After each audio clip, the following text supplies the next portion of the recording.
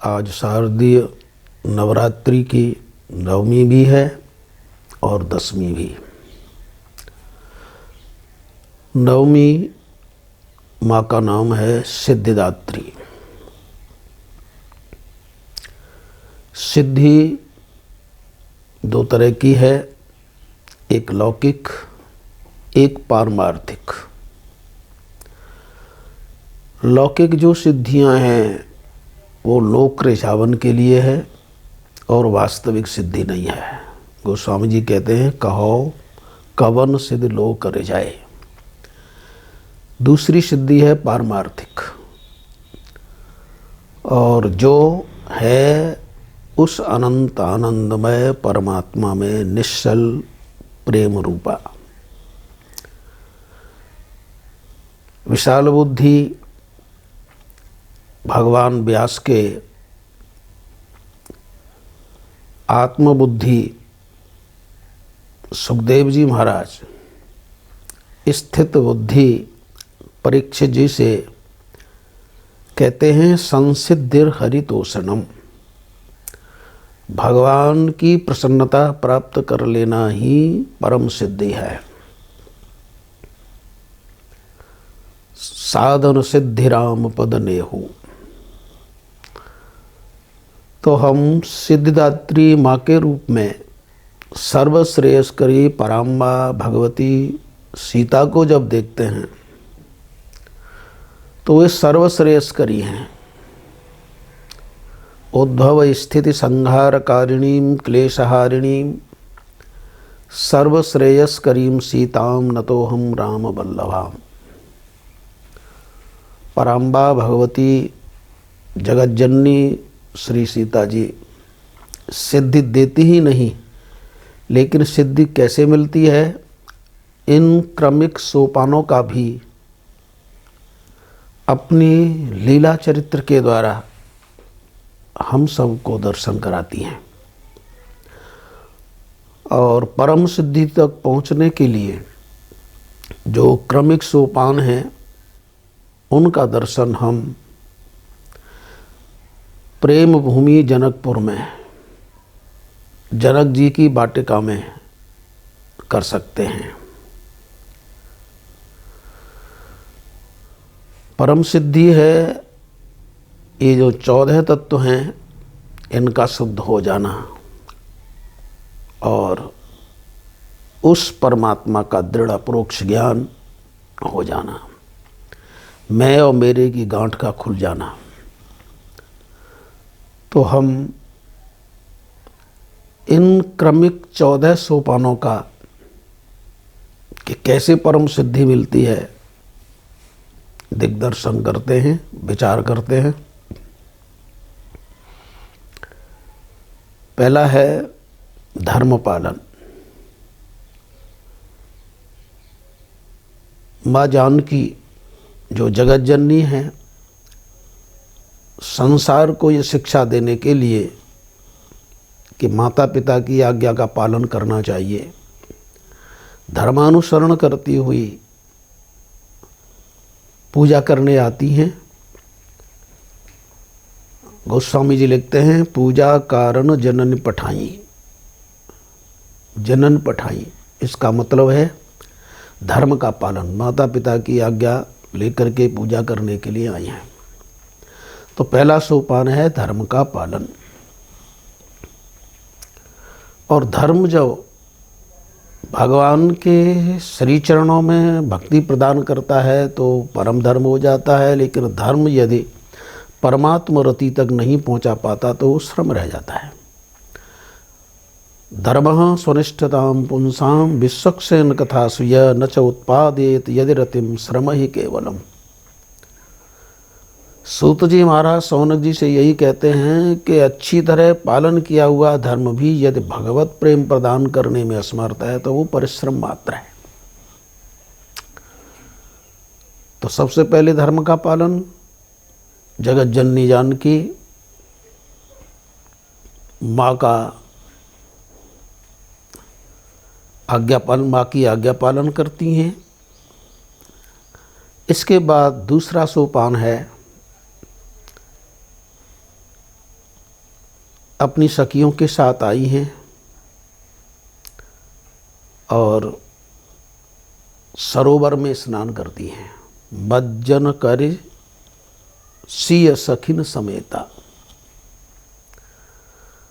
वैराग्य की वाटिका, जनक जी की वाटिका में ये जो सरोवर है, ये संत का हृदय है।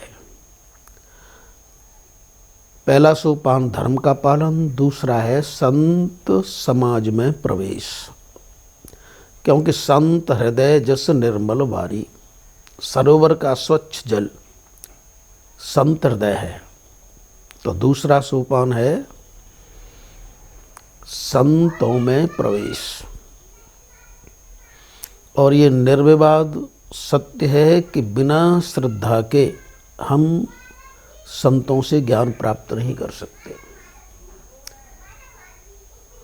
इसलिए स्नान करने के बाद वो पार्वती जी के मंदिर जाती हैं। गई भवानी बहबन बहोरे, भवानी के मंदिर में जाती हैं। सखियों के साथ स्नान किया है, ये संतों की सभा में प्रवेश। और तीसरा है भवानी पार्वती के मंदिर में प्रवेश। और आप जानते हैं कि भवानी पार्वती श्रद्धा हैं, भगवान शिव विश्वास हैं। भवानी शंकरौ वंदे श्रद्धा विश्वास रूपिणौ, याभ्याम बिना न पश्यंत सिद्धा स्वांतस्तमीश्वरम। तो पार्वती जी श्रद्धा हैं। संत सभा में तो हमारा प्रवेश हो, लेकिन श्रद्धा हमारे में नहीं हो तो हमें ज्ञान प्राप्त नहीं हो सकता, भले ही हम संतों की सभा में रहें। क्योंकि श्रद्धावान लभते ज्ञान तत्परः संयतेन्द्रियः, भगवान श्रीमद् भगवद गीता में ये उद्घोष करते हैं। तो भवानी के मंदिर में गई, ये श्रद्धा का आश्रय है। चौथा सोपान है अनुराग। श्रद्धा तो हो लेकिन उसमें अनुराग नहीं हो, तत्परता नहीं हो, तब भी हम गंतव्य तक नहीं पहुंच सकते। इसलिए पार्वती जी की पूजा तो करती हैं, श्रद्धा का आश्रय तो लेती हैं, लेकिन श्रद्धा के साथ साथ पूजा कीन अधिक अनुरागा, श्रद्धा के साथ अनुराग भी होना चाहिए। ये चौथा सोपान है। तो जब पूजा कर रही हैं अनुराग सहित पार्वती जी की, क्या होता है कि जनक नंदिनी की ही सखियों में से एक सखी वाटिका में घूमने जाती है, श्री राम और लक्ष्मण के दर्शन करती है। और श्री राम और लक्ष्मण के दर्शन करने के बाद उसके मन में ये लालसा आती है कि जिसको मैंने देखा है, जिस सौंदर्य को मैंने देखा है, वह अप्रतिम सौंदर्य जो सांवरे का है, उसका दर्शन मैं अपनी सखी को कराऊं।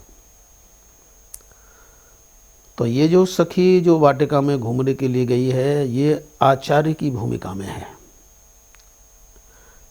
श्री राम दर्शन करके लौटती है और उसकी विशेष प्रसन्न मुद्रा को देख करके सखियां उससे पूछती हैं, कहो कारण निज हर्ष कर।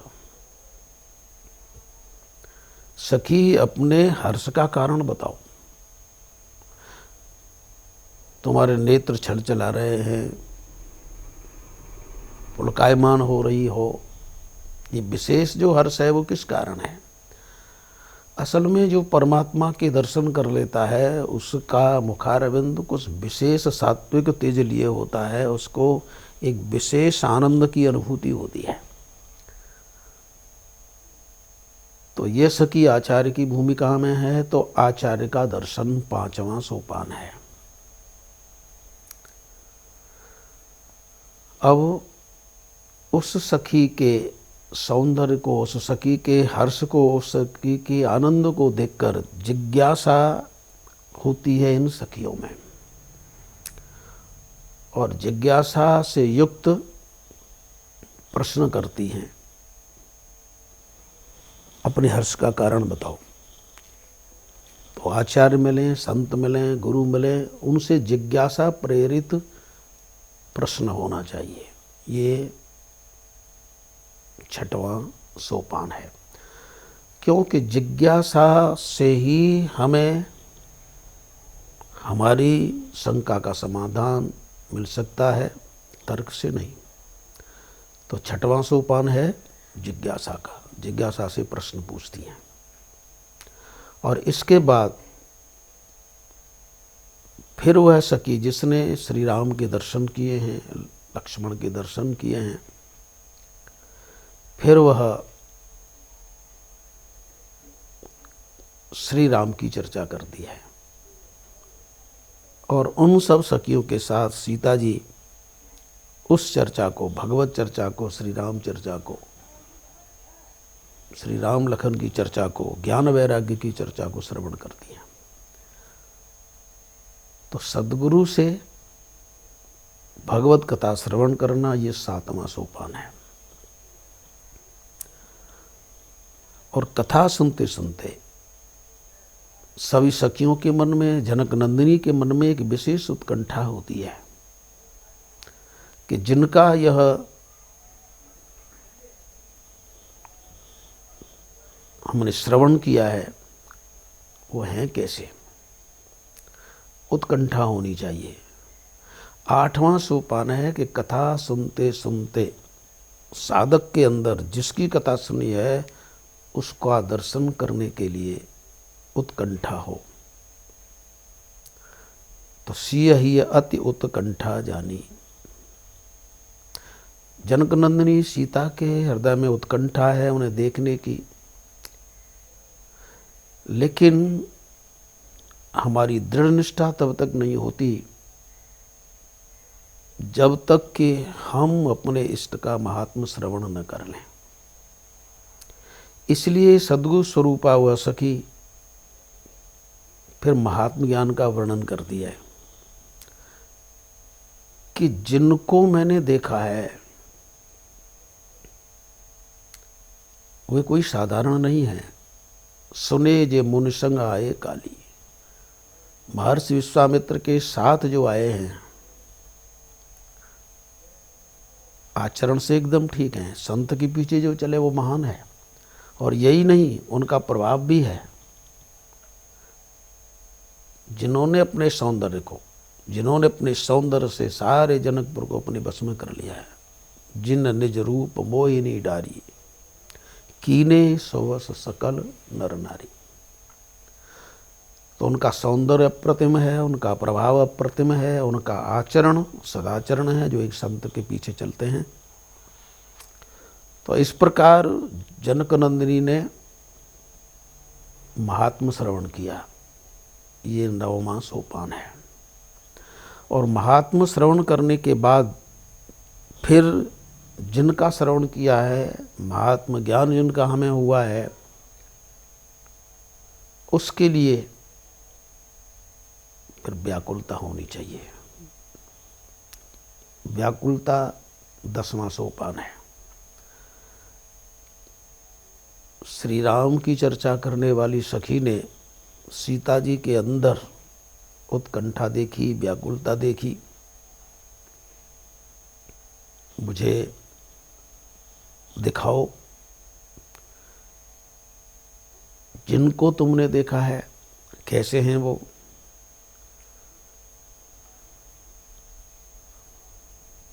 तो सखी कहती है कि वाणी वर्णन कर सकती है, देखा नहीं है। और आँखों ने देखा है लेकिन वो कह नहीं सकती। आँख देख सकती हैं, वर्णन नहीं कर सकती, उसके जीभ नहीं है। और जीभ वाणी वर्णन कर सकती है लेकिन देखा नहीं। इस प्रकार अनिर्वचनीय स्वरूप बताया।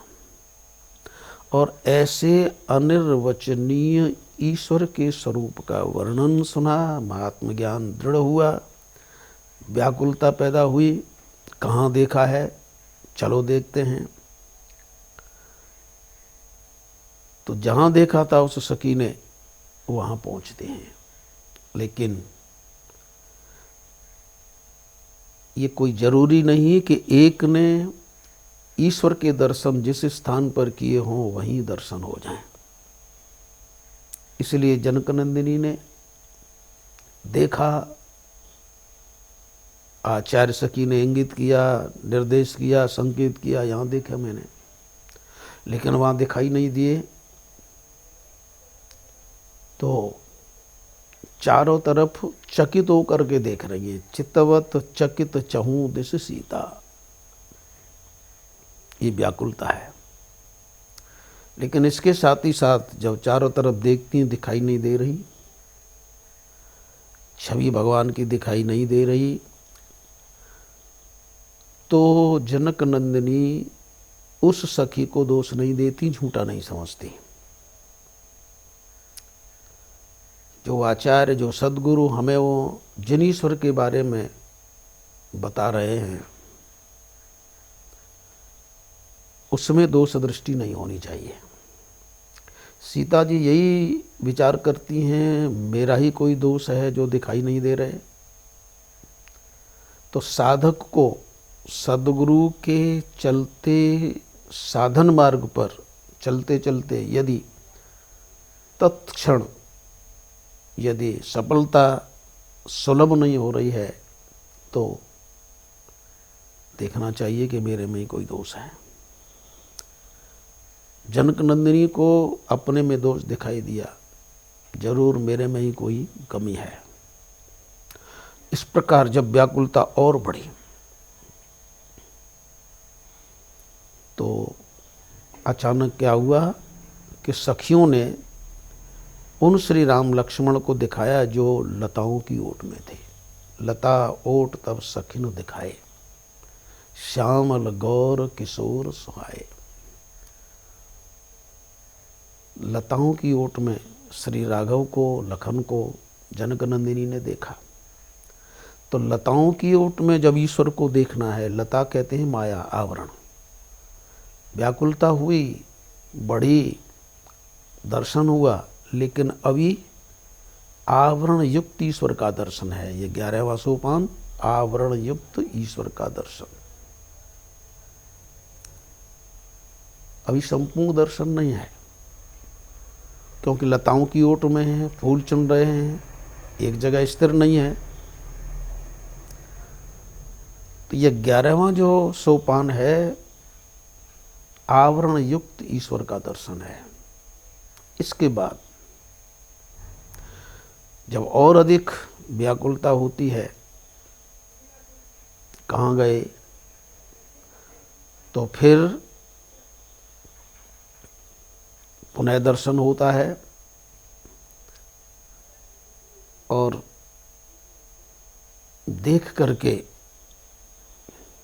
जैसे निरावरण ईश्वर का दर्शन हुआ तो जनक नंदिनी के लोभ बढ़ा, फिर देखूं। और जब दर्शन हुआ भी पुनः 12वां सोपान, तो लोभ जागृत हुआ।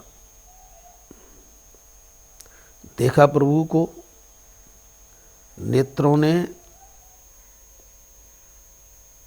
तो नेत्रों ने विचार किया, इनको कभी पहले देखा है। असल में ईश्वर और हमारा जो संबंध है अनादिकालीन है। पहले से ही हमारा ईश्वर के साथ परिचय है, लेकिन विस्मृति हो गई। तो जनक नंदिनी जब नेत्रों से निरावृत उस परमात्मा को देखती हैं तो उनके नेत्र हर्षे जनु नव निधि पहचाने। ऐसा लगा कि पहले देखा है। और बात भी यही है, भगवान श्री कृष्ण भगवद गीता में भी कहते हैं, अर्जुन मेरे और तुम्हारे बहुत से जन्म हो चुके हैं। बहूनि मे व्यतीतानि जन्मानि तव चार्जुन तान्यहं वेद सर्वाणि न त्वं वेत्थ परन्तप। मैं उन सबको जानता हूँ। तो पहचान उसी की होती है जिसको पहले कभी देखा है, जिसके पास कभी पहले रहे हैं। तो जनक नंदिनी के नेत्रों ने श्री राम की छवि को देखा और लगा कि ये तो पहले हैं, अपने हैं, पहचान हो गई। पहचान पहले देखे की हुई होती है। तो ये 12वीं जो सीढ़ी है, 12वां सोपान है, वह है भगवान के साथ पहचान तथा उत्तरोत्तर दर्शन का लोभ, भजन का लोभ, ये 12वां सोपान है। तो उत्तरोत्तर प्रतिक्षण वर्धमानम, कि मैंने देखा है, भजन और होना चाहिए, देखना और चाहिए। इसके बाद 13वीं जो सीढ़ी है, 13वां सोपान है कि जब निरावृत परमात्मा को देखा, अब कोई आवरण नहीं है, लताओं की ओट में नहीं है, तो ऐसी स्थिति हो गई है कि जनकनंदिनी देह से ऊपर उठ गई है, देहाध्यास उनका विस्मृत हो गया है, विनष्ट हो गया है। तो देह का अध्यास विनष्ट हो जाना, ये 13वां सोपान है। अधिक स्नेह देह भई भोरी, ससेह चितव जनु। जैसे चकोरी चंद्रमा को देखती देखती एक टक स्थित हो जाती है, वैसे ही अधिक स्नेह देह भई भोरी, देह के अध्यास से जनकनंदिनी ऊपर उठ गई हैं। तो देह से ऊपर उठ जाना, मैं हूँ, मेरा है, वर्ण आश्रम धर्म सबसे ऊपर उठे, यानी देह से ऊपर उठ गई हैं, देहाध्यास नहीं रहा। इसके बाद जो 14वीं जो सीढ़ी है, फिर जब सद्गुरु सखी कहती है देखो, और जब देखती हैं तो अब जनकनंदिनी ने निश्चय किया, तो दीने पलक कपाट सयानी, लोचन मग राम ही ओरानी। श्री राम को देखा, नेत्रों के रास्ते से हृदय में लाई, स्थित कर लिया हृदय में, और ये बताया कि बाहर भी आप हैं और अंदर भी आप हैं। हृदय में निर्गुण निराकार रूप से हैं, आँखों में सगुण साकार रूप से हैं। तो ही निर्गुण नयनन सगुण, इस प्रकार की स्थिति है कि बाहर देखती हैं, सगुण साकार हैं, और हृदय में जब स्थापित कर लिया निर्गुण। ये 14वां सोपान है। और अब सीता जी निश्चय करती हैं, ना मैं देखूं और को, ना तो ही देखन दें, प्रियतम आवो हृदय में नैन बंद कर ले। अब आप पर हमारा एकाधिकार है, आप भी किसी को नहीं देखेंगे, मैं भी किसी को नहीं देखूंगा। ये साधक की ऐसी जो स्थिति है, ज्ञान की दृष्टि में इसे दृढ़ अपरोक्ष अनुभव कहते हैं, और भक्ति की दृष्टि से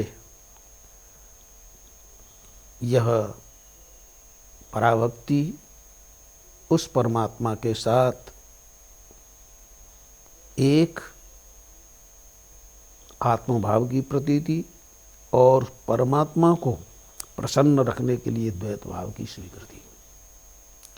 बोधसार ग्रंथ में नरहरि स्वामी कहते हैं कि ज्ञान होने से पहले जो द्वैत होता है वो बंधन का कारण है, लेकिन ज्ञानानंतर जो द्वैत स्वीकार किया जाता है वह करोड़ों मोक्षों से भी अधिक है। तो ये परम सिद्धि है जो 14 सोपानों में जनकनंदिनी जानकी ने स्वयं अपने लीला चरित्र के द्वारा हम सबको बताया है। तो इस प्रकार ये सिद्धिदात्री माँ का स्वरूप है। साधन सिद्धि राम पदनेहु 14 सोपान हैं। मानस में तो 14 की संख्या को बहुत अधिक ठीक माना है। 14 वर्ष का श्री राम का वनवास है। 14वें वर्ष में रावण का वध होता है। और ये 14 तत्व हैं, 5 ज्ञानेंद्रियाँ, 5 कर्मेंद्रियाँ, 4 अंतःकरण, मन, बुद्धि, अहम और चित्त। अंतिम जो चित्त है जिसमें मोह रहता है, उस चित्त की परिशुद्धि साधन की परम सिद्धि है। चित्त में भगवत प्रेम का सदा जागरण परम संसिद्धि है। और तब 10वें दिन रावण पर विजय होती है। रावण मोह है, तो मोह का क्षय, रावण का क्षय, ये सिद्धि है। और इसके बाद अपने हृदय के सिंहासन पर श्री राम का तिलक, ये परम संसिद्धि है। तो भगवान के श्री चरणों में निश्चल, निश्चल, निष्काम जो प्रेम है वो परमार्थ सिद्धि। ऐसी सिद्धि सिद्धिदात्री माँ देती हैं। उनके श्री चरणों में हमारा नमन।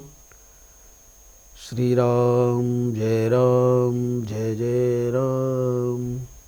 श्री राम जय जय राम। श्री राम जय